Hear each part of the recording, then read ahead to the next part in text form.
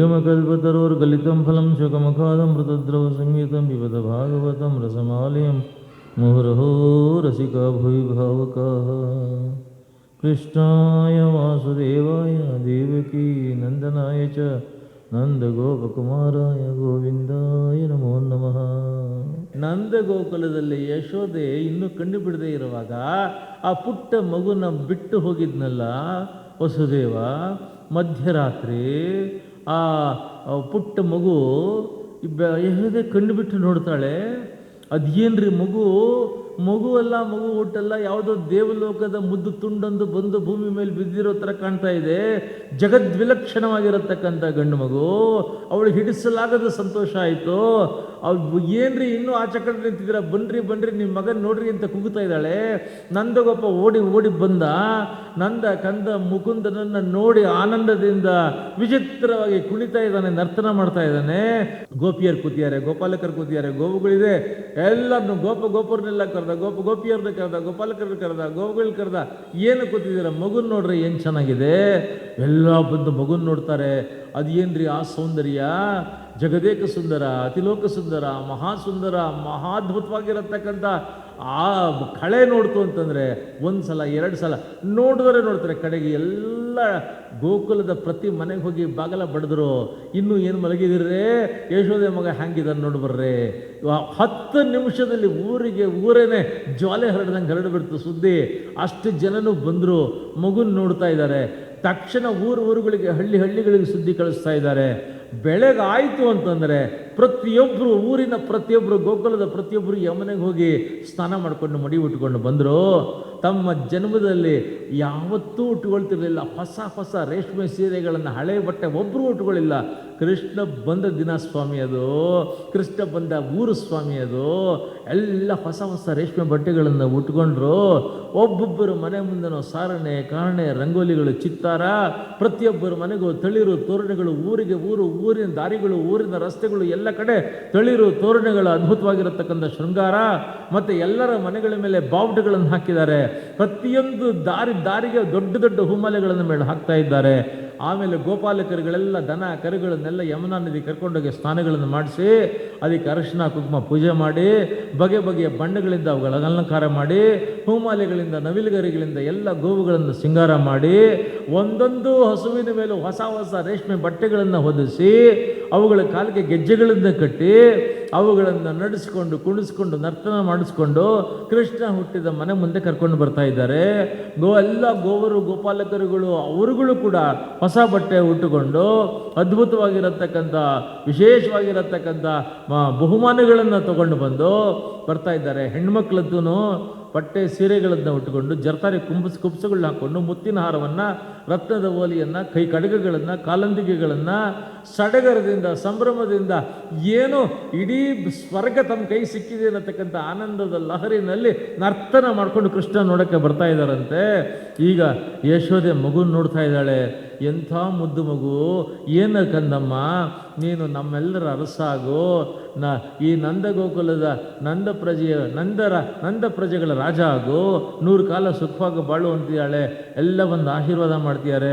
ಆ ಕಪ್ಪು ಕೃಷ್ಣನಿಗೆ, ಅವರಮ್ಮನಿಗೆ ಎಣ್ಣೆ ಅರಿಶಿನ ಪ್ರತಿಯೊಬ್ಬರು ಹಚ್ತಾ ಇದ್ದಾರೆ. ಎಲ್ಲ ಬಂದು ಆರತಿ ಎತ್ತಾ ಇದ್ದಾರೆ, ಆಶೀರ್ವಾದಗಳನ್ನ ಮಾಡ್ತಾ ಇದ್ದಾರೆ. ಬಗೆಯ ಮಂಗಳವಾದ್ಯಗಳನ್ನು ನಂದಗೋಪ ಆರ್ಗನೈಸ್ ಮಾಡ್ತಾ ಇದ್ದಾನೆ. ಈ ಕಡೆ ಆ ಕಡೆ ಮಂಗಳವಾದ್ಯಗಳು ಬರಿತಾ ಇದೆ. ಈಗ ಮೊದಲನೇ ದಿನ ಇಷ್ಟ ಆಯಿತು ಅಂದರೆ, 2ನೇ ದಿನ ಏನು ಮಾಡಿದ್ದಾರೆ, ಆ ಊರು ಪಕ್ಕದ ಹಳ್ಳಿ, ಎಲ್ಲ ಹಳ್ಳಿಯಲ್ಲಿ ಇರತಕ್ಕಂಥ ಎಲ್ಲ ಗೋವುಗಳನ್ನು, ಹಸುಗಳನ್ನು, ಕರುಗಳನ್ನು ಕರ್ಕೊಂಡ್ಬಂದು ಬಗೆಯ ಶೃಂಗಾರಗಳನ್ನು ಮಾಡಿ ಅದರ ಮೆರವಣಿಗೆ ಮಾಡಿಬಿಟ್ರು. ಅವತ್ತಿನ ದಿನ ಅದು ಕೃಷ್ಣ ಬಂದ ಅಂತಂತಂದರೆ ಕಾಮಧೇನು ಮೆರವಣಿಗೆ ಆಗಿಬಿಡ್ವೇನ್ರಿ. 3ನೇ ದಿನ ಏನು ಮಾಡ್ತು ಅಂತಂದರೆ, 3ನೇ ದಿನ ವಿಚಿತ್ರ. ಪ್ರತಿಯೊಬ್ಬರ ಮನೆಯಲ್ಲಿದ್ದಂಥ ಹಾಲು, ಮೊಸರು, ಬೆಣ್ಣೆ, ತುಪ್ಪ ಏನೇನಿತ್ತೋ ಗಡಿಗೆಗಳಲ್ಲಿ, ಕೊಪ್ಪರಿಗೆಗಳಲ್ಲಿ, ಕೊಳದಪ್ಲೆಗಳಲ್ಲಿ ಎಲ್ಲದರಲ್ಲೂ ತಗೊಂಬಂದು ಕೃಷ್ಣ ಹುಟ್ಟಿದ ಮನೆಯ ಮುಂಭಾಗದಲ್ಲಿ ಹಾಲು, ಮೊಸರು, ಬೆಣ್ಣೆಯ ದೊಡ್ಡ ಪ್ರವಾಹವನ್ನು ಹರಿಸ್ಬಿಟ್ಟಿದ್ದಾರೆ ಅವತ್ತಿನ ದಿನ. ಮಾರನೇ ದಿನ ಏನು ಮಾಡಿದ್ದಾರೆ ಅಂತಂತಂದರೆ, ಮಾರನೇ ದಿನ ಎಲ್ಲರ ಮನೆಗಳ ಮುಂದೆ ಯಮುನಾ ನದಿಯಿಂದ ದೊಡ್ಡ ಕೊಪ್ಪರಿಗೆಗಳಲ್ಲಿ, ಬಿಂದಿಗೆಗಳಲ್ಲಿ, ಗುಂಡಿಗಳಲ್ಲಿ, ದೊಡ್ಡ ಪಾತ್ರೆಗಳಲ್ಲಿ ನೀರು ತಗೊಂಬಂದು ಎಲ್ಲರ ಮನೆಗಳ ಮುಂದೆ ಸರ್ಕಲ್ಗಳಲ್ಲಿ, ಸೆಂಟ್ರ್ ಪ್ಲೇಸ್ಗಳಲ್ಲಿ, ಜಂಕ್ಷನ್ಗಳಲ್ಲಿ ನೀರಿಟ್ಟುಕೊಂಡ್ರು. ಅರಿಶಿನ, ಕುಂಕುಮ, ಸುಣ್ಣ, ಬಣ್ಣ ತಗೊಂಬಂದರು. ಎಲ್ಲ ನೀರು ಮಿಕ್ಸ್ ಮಾಡಿಕೊಂಡ್ರು. ಪಿಚುಕಾರಿಗಳನ್ನು ತಗೊಂಬಂದರು. ಊರಿನ ಪ್ರತಿಯೊಬ್ಬರು ಹೊಸ ಬಟ್ಟೆಗಳನ್ನ ಹಾಕ್ಕೊಂಡ್ರು, ಪಿಚುಕಾರಿಗಳನ್ನು ತಗೊಂಡ್ರು, ನೀರು ತುಂಬಿಕೊಂಡ್ರು. ಎಲ್ಲರೂ ನೀರು ತುಂಬಿಕೊಂಡ್ರು. ವೃದ್ಧಿಯರು ನೀರು ತುಂಬಿಕೊಂಡ್ರು.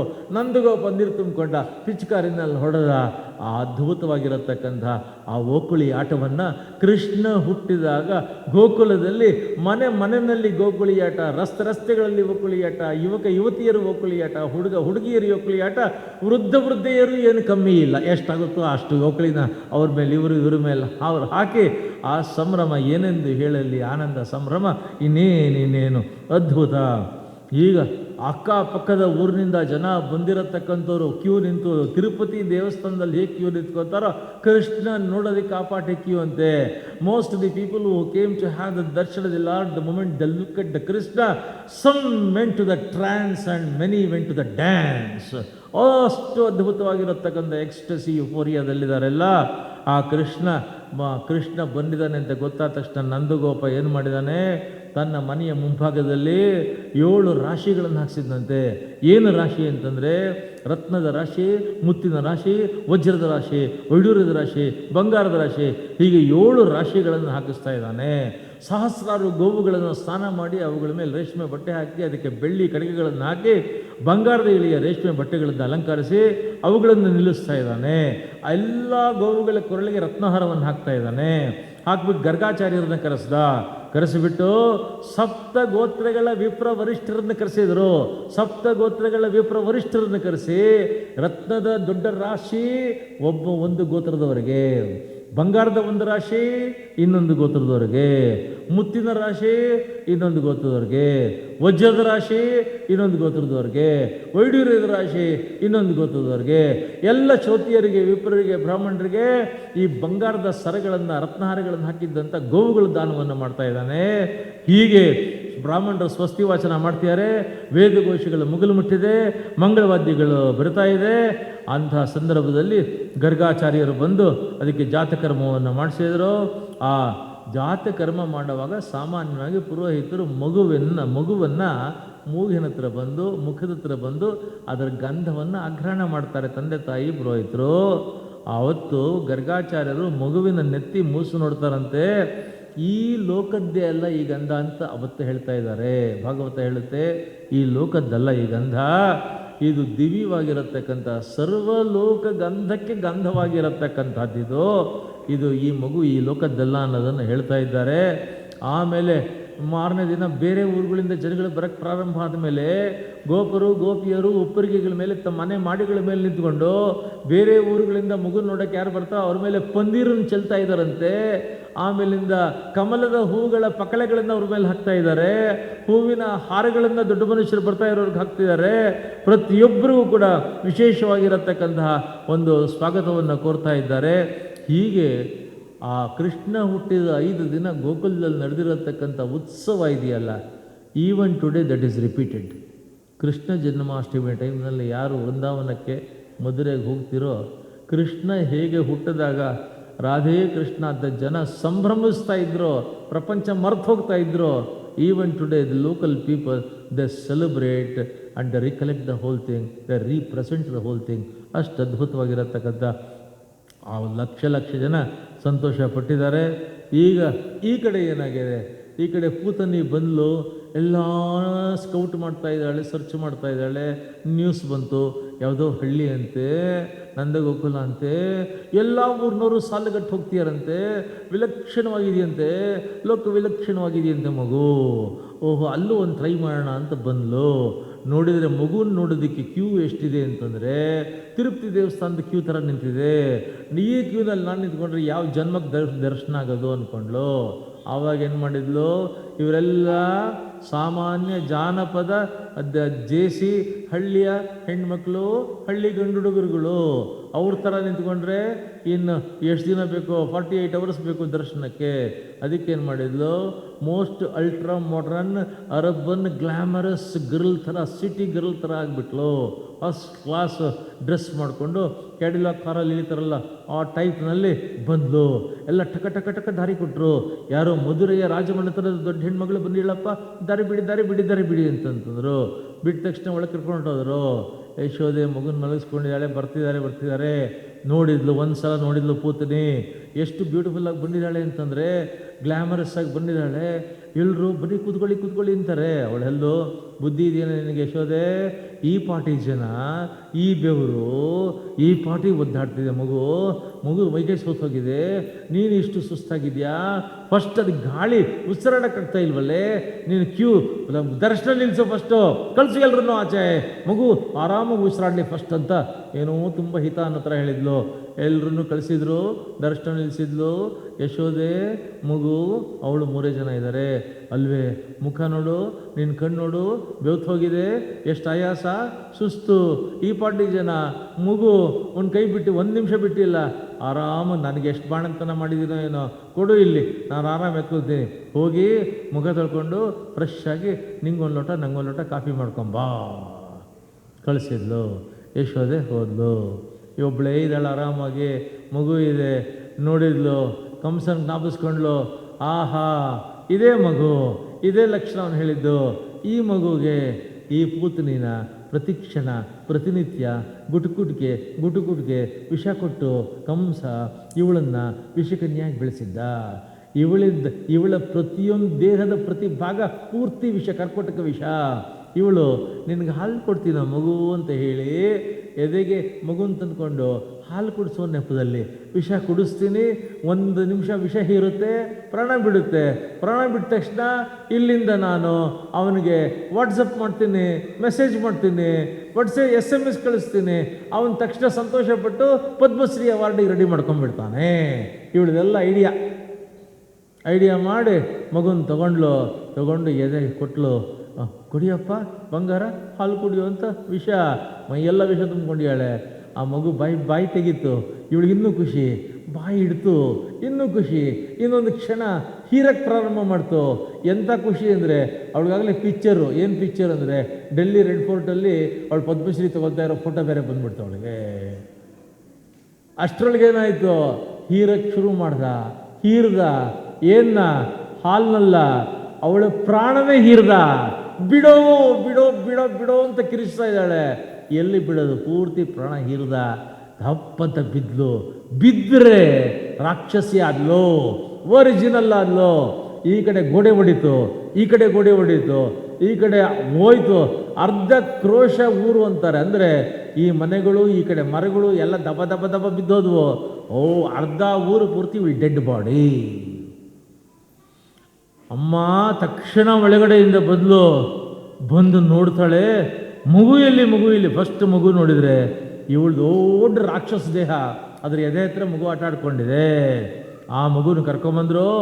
ಮೊದಲು ಯಶೋದೆ ಮಗುನ ಕರ್ಕೊಂಬಂದು ದೇವ್ರ ಮನೆಗೆ ಹೋಗಿ ದೇವ್ರ ಮುಂದೆ ಮಗುನ ಮಲಗಿಸಿ ದೇವ್ರ ಹತ್ರ ಕಣ್ಣಲ್ಲಿ ನೀರು ಹಾಕ್ಕೊಂಡು ಶಿಶುರಕ್ಷಾ ಸ್ತೋತ್ರವನ್ನು ಹೇಳ್ಕೊಳ್ತಾ, ಈ ಮಗು ಅಂಗಾಲಿಗೆ ಅಜನ್ ರಕ್ಷೆ ಇರಲಿ, ಮುಂಗಾಲಿಗೆ ಮುರಾರಿ ರಕ್ಷೆ ಇರಲಿ, ಜಾನುಗಳಿಗೆ ಜನಾರ್ದನ್ ರಕ್ಷೆ, ತೊಡೆಗಳಿಗೆ ಯಜ್ಞನ್ ರಕ್ಷೆ, ಹೊಟ್ಟೆಗೆ ಹೈವದ್ನನ್ ರಕ್ಷೆ, ಹೃದಯಕ್ಕೆ ಕೇಶವನ್ ರಕ್ಷೆ, ಭುಜಕ್ಕೆ ವಿಷ್ಣುವಿನ ರಕ್ಷೆ, ಮುಖಕ್ಕೆ ಉರುಕ್ರಮನ ರಕ್ಷೆ, ತಲೆನ ಈಶ್ವರ ಸಂರಕ್ಷಣೆ ಮಾಡಲಿ, ಮುಂದೆ ಚಕ್ರಪಾಣಿ, ಹಿಂದೆ ಗದಾಧರ, ಪಕ್ಕದಲ್ಲಿ ಮಧುಸೂದನ, ಮೇಲೆ ಉಪೇಂದ್ರ, ಕೆಳಗಡೆ ಪುರುಷೋತ್ತಮ, ನನ್ನ ಮುದ್ದು ಮಗುವನ್ನ ನಿರಂತರ ಸಂರಕ್ಷಣೆ ಮಾಡ್ತಾ ಇರಲಿ. ನನ್ನ ಮಗು ಇಂದ್ರಿಯಗಳನ್ನು ಋಷಿಕೇಶ, ನನ್ನ ಮಗು ಪ್ರಾಣವನ್ನು ನಾರಾಯಣ, ನನ್ನ ಮಗು ಚಿತ್ತವನ್ನು ಶ್ವೇತದ್ವೀಪ, ನನ್ನ ಮಗು ಮನಸ್ಸನ್ನು ಯೋಗೇಶ, ನನ್ನ ಮಗು ಬುದ್ಧಿಯನ್ನು ಕೃಷ್ಣಗರ್ಭ, ನನ್ನ ಮಗು ದೇಹವನ್ನು ಸಾಕ್ಷಾತ್ ಪರಮಾತ್ಮ ವಿಷ್ಣು ಸಂರಕ್ಷಣೆ ಮಾಡ್ತಾ ಇರಲಿ. ನನ್ನ ಮಗು ಆಡ್ತಾ ಇರೋವಾಗ ಗೋವಿಂದ ಸಂರಕ್ಷಣೆ ಮಾಡಲಿ, ಮಲಗಿದಾಗ ಮಾಧವ ಸಂರಕ್ಷಣೆ ಮಾಡಲಿ, ನಡೆಯುವಾಗ ವೈಕುಂಠಪತಿ ಸಂರಕ್ಷಣೆ ಮಾಡಲಿ, ನನ್ನ ಮಗು ಕೂತಿರುವಾಗ ಶ್ರೀಪತಿ ಸಂರಕ್ಷಣೆ ಮಾಡಲಿ, ನನ್ನ ಮಗು ಊಟ ಮಾಡುವಾಗ ಯಜ್ಞಬುಕ್ ಸಂರಕ್ಷಣೆ ಮಾಡಲಿ, ನನ್ನ ಮಗುಗೆ ನವಗ್ರಹ ಪೀಠೆಗಳು ಯಾವಾಗಲೂ ತಟ್ಟದೇ ಇರಲಿ, ಮುಟ್ಟದೇ ಇರಲಿ, ಎಲ್ಲ ಗ್ರಹ ಕಾಟಗಳು ತೊಲಗಲಿ. ಶಾಕಿನಿ, ಡಾಕಿನಿ, ಕೂಷ್ಮಾಂಡ, ಬಾಲಗ್ರಹ, ಭೂತ, ಪ್ರೇತ, ಪಿಶಾಚ, ಯಕ್ಷ, ರಾಕ್ಷಕ, ಪೀಡಕ ಎಲ್ಲರೂ ಪರಮಾತ್ಮ ನಿನ್ನ ದಯದಿಂದ ಎಲ್ಲ ಇವತ್ತೇ ತೊಲಗಿ ಹೋಗಲಿ. ನನ್ನ ಮಗು ದೇಹ, ಪ್ರಾಣ, ಇಂದ್ರಿಯ ಅದನ್ನು ಕೆಡಿಸತಕ್ಕಂಥ, ಹಾಳು ಮಾಡತಕ್ಕಂಥ, ಪ್ರಾಣ ಹೀರತಕ್ಕಂಥ ಉನ್ಮಾದ, ಅಪಸ್ಮಾರ ಬಾಧೆಗಳು, ಪಿಶಾಚ ಬಾಧೆಗಳು, ದುಷ್ಟ ಸ್ವಪ್ನಗಳು, ದುಷ್ಟ ಫಲಗಳು ಎಲ್ಲವೂ ಶ್ರೀಹರಿ ನಿನ್ನ ದರ್ಶನ ಸ್ಪರ್ಶನ ನಿನ್ನ ನಾಮಸ್ಮರಣೆಯಿಂದ ಸಂಪೂರ್ಣ ಹಿಗ್ಗಿ ಹೋಗಲಿ, ಹೊರಟು ಹೋಗಲಿ. ನನ್ನ ಮಗನ ಮಾತ್ರ ಎಂದೆಂದಿಗೂ ನೀವೆಲ್ಲ ದೇವಾನುದೇವತೆಗಳು ಕಾಯ್ಕೊಂಡಿರಬೇಕು ಅಂತ ಶಿಶುರಕ್ಷಾ ಸ್ತೋತ್ರವನ್ನು ಹೇಳಿದರು. ಈಗ ನಂದಗೋಪ ಊರಿಂದ ಹೊರಗೆ ಬಂದು ನೋಡ್ತಾನಂತೆ, ಇಂಥ ದೊಡ್ಡ ದೇಹ. ಆಗ ಊರಿನ ಎಲ್ಲ ವಾಲಂಟಿಯರ್ಸು, ಗೋಪರು, ಗೋಪಿಯರು, ಯಂಗ್ಸ್ಟರ್ಸ್ ಎಲ್ಲ ಸೇರಿ ಮಚ್ಚುಗಳನ್ನ, ಕತ್ತಿಗಳನ್ನು, ಶಾರ್ಪ್ ಎಡ್ಜ್ ವೆಪನ್ಗಳನ್ನ ತೊಗೊಂಬಂದು ದೇಹವನ್ನು ಕಟ್ ಮಾಡಿ ಅದನ್ನು ಮಾಡಿ ದೊಡ್ಡ ಪರ್ವತ ಆಯ್ತಂತೆ. ಅದಕ್ಕೆ ಬೆಂಕಿ ಕೊಟ್ಟರು. ಬೆಂಕಿ ಕೊಟ್ಟರೆ ಅದರ ಒಳಗಿನಿಂದ ಅದ್ಭುತವಾಗಿರತಕ್ಕಂಥ, ದಿವ್ಯವಾಗಿರತಕ್ಕಂಥ ಒಳ್ಳೆ ಸುಗಂಧ ಬರ್ತಾ ಇದೆಯಂತೆ. ಪೂತನಿಯ ದೇಹವನ್ನು ಸುಟ್ಟಾಗ ವಿಚಿತ್ರವಾಗಿರತಕ್ಕಂಥ ಸುಗಂಧ ಬಂತು. ಅದೇನು ಅಂತಂತಂದರೆ, ಈ ಪೂತನಿಯ ದೇಹದ ಒಳಗಡೆ ಎರಡು ಜೀವಗಳಿತ್ತು, ಜೀವದ್ವಯ ಆವೇಶ ಅಂತಂದ್ಬಿಟ್ಟು. ಒಂದು ತಾಟಕಿ, ಎರಡನೇದು ಊರ್ವಶಿ. ತಾಟಕಿ ಮತ್ತು ಊರ್ವಶಿ.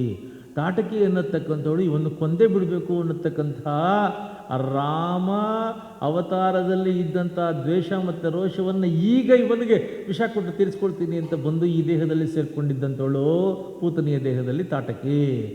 ಅವಳನ್ನು ಅವನು ಕೊಂದು ಹಾಕಿದ್ದ.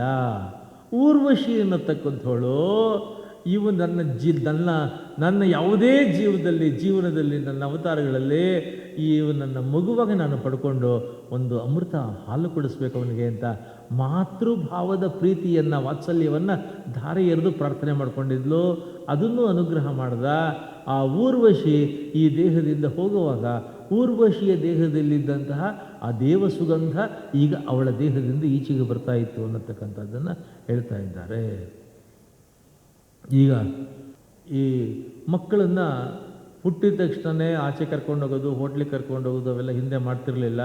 90 ದಿನ ಆದಮೇಲೆ ಮಕ್ಕಳನ್ನು ದೇವಸ್ಥಾನ ಕರ್ಕೊಂಡು ಹೋಗಿ, ಇಲ್ಲ ಗುರುಗಳ ಹತ್ರ ಕರ್ಕೊಂಡೋಗಿ, ಆಶ್ರಮ ಕರ್ಕೊಂಡು ಹೋಗಿ ದೇವರ ಮುಂದೆ ಮಲಗಿಸಿ ತೀರ್ಥ ಪ್ರೋಕ್ಷಣೆಯನ್ನು ಮಾಡಿ ಮೊದಲು ದೇವರ ದರ್ಶನ ಮಾಡಿಸಿ, ಗುರುಗಳ ದರ್ಶನ ಮಾಡಿಸಿ, ಗುರುಗಳ ಆಶೀರ್ವಾದ ಪಡ್ಕೊಂಡು, ಆಚಾರ್ಯರ ಆಶೀರ್ವಾದ ಪಡ್ಕೊಂಡು, ಶ್ರೋತ್ರಿಯ ನಿಷ್ಠರ ಆಶೀರ್ವಾದ ಪಡ್ಕೊಂಡು, ವೇದ ಋಷಿಗಳ ಆಶೀರ್ವಾದ ಪಡ್ಕೊಂಡು, ಸ್ವಸ್ತಿ ವಾಚನವನ್ನು ಮಾಡಿಸಿ, ಮಂಗಳವಾದ್ಯಗಳನ್ನು ಮಾಡಿಸಿ, ಗುರು ಹಿರಿಯರ ಆಶೀರ್ವಾದ ಪಡ್ಕೊಂಡು, ಬಂಧುಗಳ ಆಶೀರ್ವಾದ ಮಾಡಿ, ತಂದೆ ತಾಯಿಗಳ ಆಶೀರ್ವಾದ ಮಾಡಿ, ಬಂದವರಿಗೆಲ್ಲ ಔತಣ ಭೋಜನ ಕೊಟ್ಟು, ಎಲ್ಲರೂ ಬಂದಿರೋರು ಈ ಮಗು ಚೆನ್ನಾಗಿರಲಿ ಅಂತ ಆಶೀರ್ವಾದ ಮಾಡಿ, that is the first exposure of the child for the people. ಆ ಥರ ಇತ್ತು. ಹಾಗೆ ಈ ಮಗುವನ್ನು ದೇವಸ್ಥಾನಕ್ಕೆ ಕರ್ಕೊಂಡು ಹೋದರು. ಯಶೋಧ, ನಂದಗೋಪ ಗಾಡಿಗಳಲ್ಲಿ ಎಲ್ಲ ಪದಾರ್ಥ, ಬಾಗಿನ ಕೊಡೋಕ್ಕೆ ಅನೇಕ ಗಾಡಿಗಳು, ಊಟ ತಿಂಡಿಗಳಿಗೆ ಅನೇಕ ಗಾಡಿಗಳು, ಬಹುಮಾನ ಪುರಸ್ಕಾರಗಳಿಗೆ ಅನೇಕ ಗಾಡಿಗಳು, ಇನ್ನಲ್ಲಿ ಡೇರ ಹಾಕೋದಕ್ಕೆ ಅನೇಕ ಗಾಡಿಗಳು, ಬಂದವರಿಗೆ ವ್ಯವಸ್ಥೆಗಳಿಗೆ ಉಪಚಾರಕ್ಕೆ ಎಲ್ಲ ಗಾಡಿಗಳಲ್ಲಿ ಹೋಗಿದ್ದಾರೆ. ದೇವಸ್ಥಾನದಲ್ಲಿ ಕರ್ಕೊಂಡು ಹೋದರು. ಅನೇಕ ಜನ ಸುಮಂಗಲಿಯರು ಹೆಣ್ಮಕ್ಳು ಬಂದಿದ್ದಾರೆ. ಯಶೋಧ ಅವರಿಗೆಲ್ಲ ಬಗಣ ಕೊಡೋದ್ರಲ್ಲಿ ಬ್ಯುಸಿಯಾಗಿದ್ದಾಳೆ. ದೇವ್ರ ಮುಂದೆ ಕರ್ಕೊಂಬಂದರು. ಆ ಪಾಟಿ ಜನಸಾಗರ, ಮಗುಗೆ ಸಫೋಕೇಶನ್ನು, ಮಗು ಬೆವತ್ತು ಹೋಗ್ತಾ ಇದೆ. ಸ್ವಲ್ಪ ಈಚೆ ಕರ್ಕೊಂಬಂದರು. ಕಡೆಗೆ ಯಾರೋ ಹೇಳಿದರು, ಈ ಪಾಟಿ ಜನಸಾಗರದ ಮಧ್ಯೆ ಕೈಯಿಂದ ಕೈಗೆ, ತೋಳಿಂದ ತೋಳು ಕೊಟ್ಟೋಗುತ್ತೆ, ಒದ್ದಾಡ್ತಾ ಇದೆಯಲ್ಲ ಮಗು, ನೆರಳಲ್ಲಿ ದೂರದಲ್ಲಿ ಯಾರು ಮುದ್ದೆ ಇರೋ ಕಡೆ ಮಲಗಿಸಿ ಅದನ್ನು ಅಂತಂದರು. ಹುಡುಕಿದ್ಲು, ಬಿಸಿಲು ಸುತ್ತಲೂ ಬಿಸಿಲು. ಕಡೆಗೆ ನೋಡಿದ್ಲು, ಗಾಡಿಗಳ ಕೆಳಗಡೆ ಅಲ್ಲಿ ನೆರಳಿತ್ತು. ಅಲ್ಲಿ ಯಾರೂ ಹೋಗೋದಿಲ್ಲ, ಗಾಡಿ ಕೆಳಗೆ ಯಾರೂ ನುಗ್ಗೋದಿಲ್ಲ.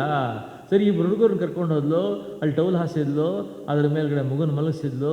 ನಿದ್ದೆ ಮಾಡ್ತು ಮಗು, ಇಲ್ಲೇ ನೋಡ್ಕೊಳ್ರು ಅಂತ ಹೇಳಿದ್ಲು. ಅವಳು ಪಾಡಿಗೆ ಅವಳು ಬಂದ್ಲು, ಬಗನ ಕೊಡ್ತಾ ಇದ್ದಾಳೆ. ನಂದಗೋಪ ಎಲ್ರಿಗೂ ಸ್ವೀಟ್ಸ್ ಡಿಸ್ಟ್ರಿಬ್ಯೂಟ್ ಮಾಡ್ತಾ ಇದ್ದಾನೆ, ಔತಣ ಕೊಡ್ತಾ ಇದ್ದಾನೆ, ಜ್ಯೂಸ್ ಕೊಡ್ತಾ ಇದ್ದಾನೆ, ಮಾತುಕತೆ ಆಡ್ತಾ ಇದ್ದಾನೆ. ಎಲ್ಲ ಮುಳುಗೋಗಿದ್ದಾರೆ. ಈ ಮಗು ಒಂದೇ ಇದೆ.